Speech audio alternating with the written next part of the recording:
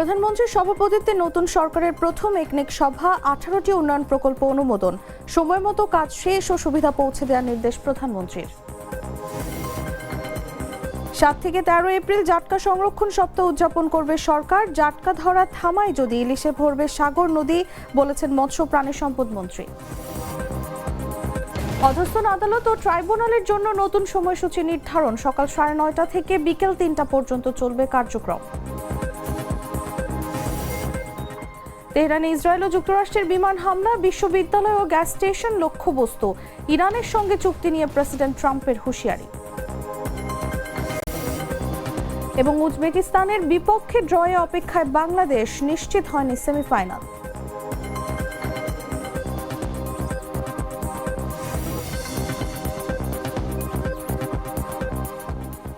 এতক্ষণ শুনছিলেন সংবাদ শিরোনাম। দর্শক, আমন্ত্রণ দুপুর 3টা নিউজে, সাথে আছি আমি তাসলিমা তিথি।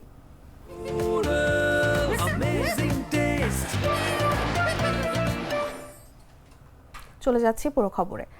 বিএনপি নেতৃত্বাধীন নতুন সরকারের জাতীয় অর্থনৈতিক পরিষদের নির্বাহী কমিটির প্রথম গুরুত্বপূর্ণ বৈঠক সোমবার সচিবালয়ে প্রধানমন্ত্রীর কার্যালয়ে অনুষ্ঠিত হয়েছে। প্রধানমন্ত্রী তারেক রহমানের সভাপতিত্বে আয়োজিত সভায় প্রায় 12,000 কোটি টাকার 18টি উন্নয়ন প্রকল্প অনুমোদনের জন্য উপস্থাপন করা হয়। সভায় গৃহীত প্রকল্পগুলোর মধ্যে 9টি সম্পূর্ণ নতুন, বাকি 9টি সংশোধিত বা সময় বৃদ্ধি করা প্রকল্প। ঢাকা ও চট্টগ্রাম সিটি কর্পোরেশনের অবকাঠামো উন্নয়ন, ঢাকার জরুরি পানি সরবরাহ, সচিবালয়ে নতুন ভবন নির্মাণ, সাভার সেনানিবাসে আধুনিক ব্যারাক, 8টি বিভাগের উন্নত ডায়াগনস্টিক সেন্টার এবং গোপালগঞ্জ ডেন্টাল কলেজের নির্মাণ প্রকল্প বিশেষ গুরুত্ব পেয়েছে। নতুন সরকার প্রকল্প বাস্তবায়নের ক্ষেত্রে চলমান প্রকল্প দ্রুত শেষ করার উপর জোর দিচ্ছে। অর্থের স্বচ্ছতা নিশ্চিত এবং সময়মতো কাজ শেষ করার জন্য কঠোর মনিটরিং ব্যবস্থা চালু করা হচ্ছে। পরিকল্পনা কমিশন জানিয়েছে, নির্ধারিত সময়ের মধ্যে কাজ শেষ না হলে প্রকল্পের অর্থায়ন বন্ধ হওয়ার সম্ভাবনা রয়েছে। সভাটি সরকারের উন্নয়ন দৃষ্টিভঙ্গি ও ভবিষ্যৎ নীতির গুরুত্বপূর্ণ প্রতিফলন হিসেবে দেখানো হচ্ছে।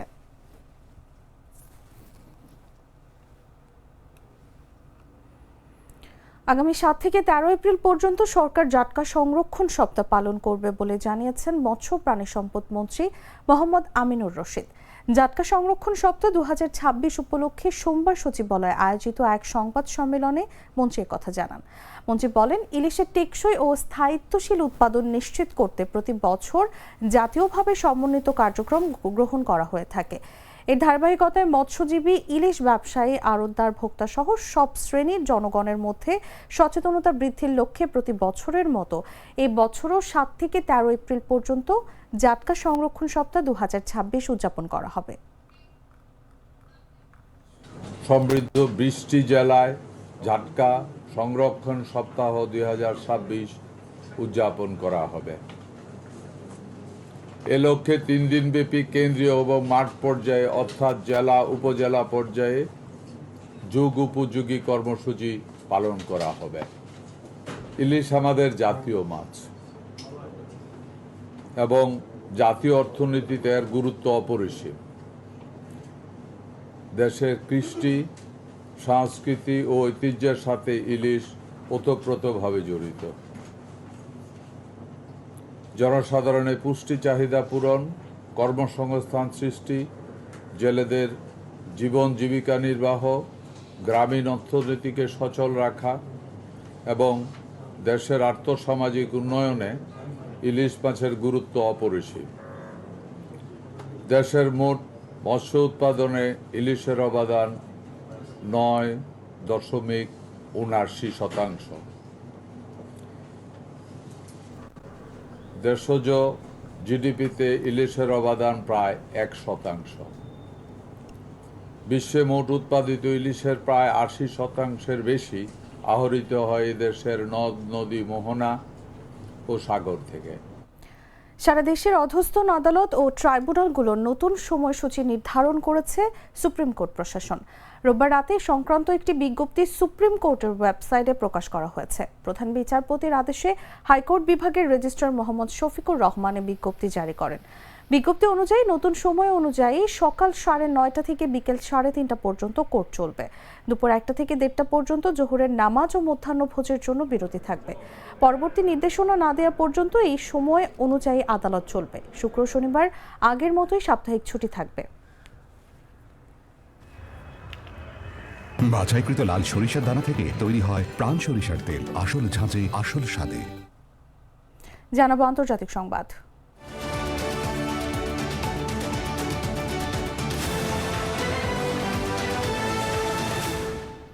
মার্কিন প্রেসিডেন্ট ডোনাল্ড ট্রাম্প ইরানকে হরমুজ প্রণালী খুলে দেওয়ার জন্য মঙ্গলবারের মধ্যে সময়সীমা বেঁধে দিয়েছেন, অন্যথায় ভয়াবহ পরিণতির মুখোমুখি হতে হবে বলে হুমকি দিয়েছেন।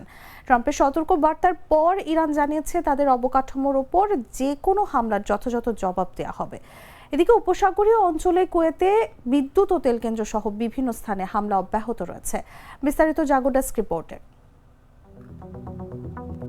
মার্কিন প্রেসিডেন্ট ডোনাল্ড ট্রাম্প মঙ্গলবারের মধ্যে ইরানকে হরমুজ প্রণালী খুলে দেওয়ার জন্য সময়সীমা বেঁধে দিয়েছেন, অন্যথায় ভয়াবহ পরিণতির মুখোমুখি হতে হবে বলেও হুমকি দিয়েছেন তিনি। ট্রাম্প বলেন, হরমুজ প্রণালী খুলে দেওয়া না হলে যুক্তরাষ্ট্র ইরানের বিদ্যুৎ কেন্দ্র ও সেতুতে হামলা চালাবে। এদিকে ইরান বলছে তাদের অবকাঠামোর ওপর যে কোনো হামলার যথাযথ জবাব দেওয়া হবে। দেশটির ঊর্ধ্বতন কর্মকর্তারা মার্কিন প্রেসিডেন্টের এমন মন্তব্যকে যুদ্ধাপরাধে উস্কানি বলে নিন্দা করেছেন। ইসরায়েলি গণমাধ্যমের খবর অনুযায়ী ইরানের একটি ক্ষেপণাস্ত্র ইসরায়েলের হাইফা শহরের একটি আবাসিক ভবনে আঘাত এনেছে। এতে 4 জন আহত এবং আরও 4 জন নিখোঁজ হয়েছেন। উপসাগরীয় অঞ্চল জুড়ে ইরানের হামলা অব্যাহত রয়েছে। কুয়েতে বিদ্যুৎ, পানি পরিশোধন এবং তেল কেন্দ্রে হামলা চালানো হয়েছে এবং বাহরাইনে একটি তেল স্থাপনাকেও লক্ষ্যবস্তু করা হয়েছে। তেহরানের বিভিন্ন এলাকায় সোমবার সকাল থেকে ইসরায়েল এবং যুক্তরাষ্ট্র ব্যাপক বিমান হামলা চালিয়েছে। এসব হামলায় লক্ষ্যবস্তুর মধ্যে তেহরানের শরীফ প্রযুক্তি বিশ্ববিদ্যালয় এবং একটি গ্যাস স্টেশনও ছিল। হামলার পর পাওয়া ছবিতে তেহরানের পশ্চিমাঞ্চলের বিভিন্ন স্থানে প্রচণ্ড ধোঁয়া দেখা যাচ্ছে। এদিকে মার্কিন প্রেসিডেন্ট ডোনাল্ড ট্রাম্প চুক্তি করার জন্য ইরানকে মঙ্গলবার পর্যন্ত সময় বেঁধে দেওয়ার পর নতুন করে তেলের দাম বাড়তে দেখা গেছে। রোববার ট্রুথ সোশ্যালের এক পোস্টে প্রেসিডেন্ট ডোনাল্ড ট্রাম্প ইরানের উদ্দেশ্যে হুমকি দিয়ে বলেছেন, মঙ্গলবার ইরানের সবকিছু গুড়িয়ে এক করে দেওয়া হবে। তিনি ফক্স নিউজকে বলেছেন, ইরান যুক্তরাষ্ট্রের সঙ্গে আলোচনা করছে এবং তিনি বিশ্বাস করেন সোমবারের মধ্যে তেহরানের সঙ্গে একটি চুক্তি সম্ভব। তবে ইরান বারবার জোর দিয়ে বলেছে যে তারা যুক্তরাষ্ট্রের সঙ্গে কোনো আলোচনা করেনি। এদিকে তেহরানের 9 নম্বর জেলার মেয়র ঘোষণা করেছেন, সোমবার সকালে শরীফ ইউনিভার্সিটি অফ টেকনোলজির গ্যাস স্টেশনে হামলার পর শরীফ এলাকায় গ্যাস সরবরাহ সাময়িকভাবে বন্ধ করে দেওয়া হয়েছে। সংবাদ মাধ্যমের খবর অনুযায়ী এই হামলায় বিশ্ববিদ্যালয়ের যেসব এলাকা আক্রান্ত হয়েছে তার মধ্যে ইনফরমেশন টেকনোলজি সেন্টার ভবন এবং বিশ্ববিদ্যালয়ের মসজিদও রয়েছে। সোমবার সকালে প্রকাশিত ছবিতে তেহরানের পশ্চিমাঞ্চলের বিভিন্ন এলাকা থেকে ঘন ধোঁয়া উঠতে দেখা গেছে।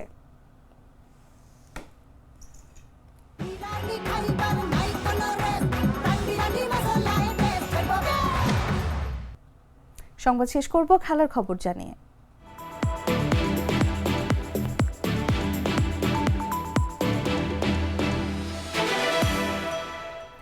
চাইনিজ তাইপেকে হারিয়ে এশিয়ান গেমস পুরুষ হকির বাছাইয়ের শুভ সূচনা করেছিল বাংলাদেশ, কিন্তু পরের ম্যাচেই 20 বছর পর শ্রীলঙ্কার কাছে হারতে হয়েছিল লাল সবুজের প্রতিনিধিদের।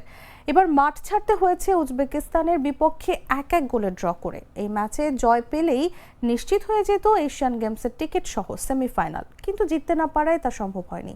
থাইল্যান্ডের ব্যাংককে শুরুতেই ধাক্কা খায় বাংলাদেশ। পেনাল্টি কর্নার থেকে 6ষ্ঠ মিনিটেই গোল করে উজবেকিস্তানকে লিড এনে দেন মিরন শোক। পিছিয়ে পড়ার পর ফিনিশিংয়ের অভাবে গোল শোধ হচ্ছিল না বাংলাদেশের।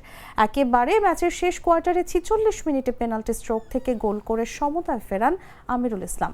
ম্যাচে 6টি পেনাল্টি কর্নার পাওয়ার পরও একটিও কাজে লাগাতে পারেনি বাংলাদেশ।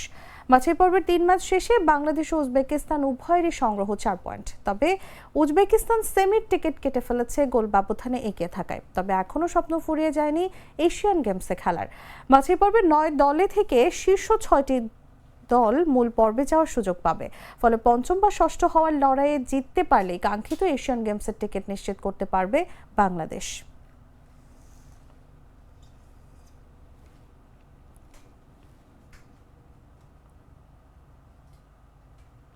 দর্শক, সংবাদ শেষ করার আগে শিরোনামগুলো জানিয়ে দিচ্ছি আরও একবার।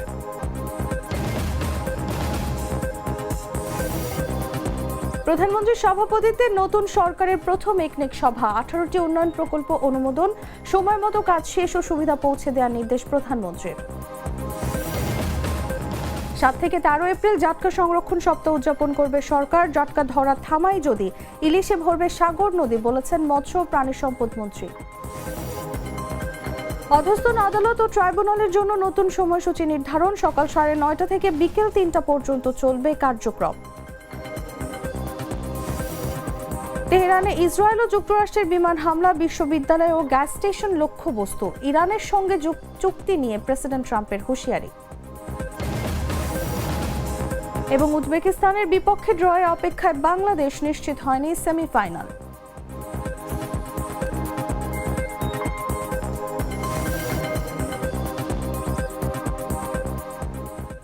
দর্শক, এই ছিল এখনকার মতো। এরপর দেখবেন বিকেল 5টার দেশ জুড়ে সংবাদ। প্রতি মুহূর্তে সর্বশেষ খবর জানতে ভিজিট করুন jagonews24.com।